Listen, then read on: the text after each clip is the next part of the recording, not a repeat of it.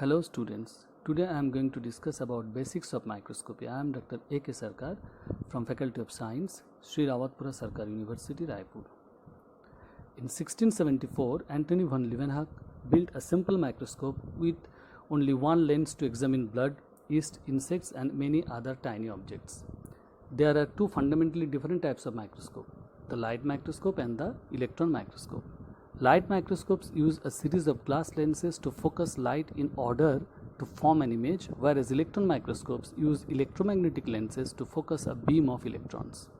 Magnification of light microscopes is up to 1500 times, whereas magnification of electron microscopes up to 200,000 times. Though resolution, not magnification, is the best measure for a microscope. So what is resolution? According to Alan Mitchell, resolution is the ability to see two structures as two separate structures rather than as one fuzzy dot. So it separates two closely related dots into two separate dots. Standard light microscopes have a lateral resolution limit of about 0.5 micrometer. Lateral resolution means sideways resolution, whereas electron microscopes have a lateral resolution limit of up to 1 nanometer. Various microscopy use different wavelengths spanning from X-rays radiation up to infrared radiations. Wavelength in combination with microscope parameters determines the resolution limit of microscopes. Here microscope parameters means numerical aperture, etc.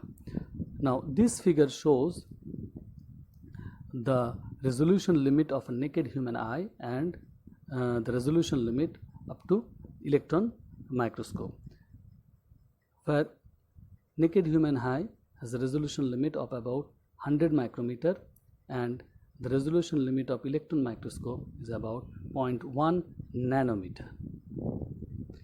This figure shows a simple microscope. The simplest form of light microscope consists of a single glass lens mounted in a metal frame. The source of light is usually the sun or ambient indoor light. The detector here is the human eye. Now compound microscope. All modern light microscopes are made up of more than one glass lenses in combination. The major components are condenser lens, objective lens and the eyepiece lens, and such instruments are therefore called compound microscopes. There are two basic types of compound microscope, upright and an inverted microscope. The left picture is of upright microscope and the picture in the right hand side is of inverted microscope. The advantage of inverted microscope is that it has a broad workspace. The objective lens is responsible for producing the magnified image and there is a wealth of information inscribed on each lens. I am coming to that in my next slide. Now another type of microscope is stereo microscope. It is also a light microscope used for observation of the surfaces of large specimens required for 3D images such as observation of whole microorganisms or any other organisms. Now information inscribed on objective lens. First of all, the name of the maker, then type of lens, whether it is plane, achromatic, apochromatic, whatever it is. Now the magnification limit here is 40x, numerical aperture is 1.3 and the medium is oil.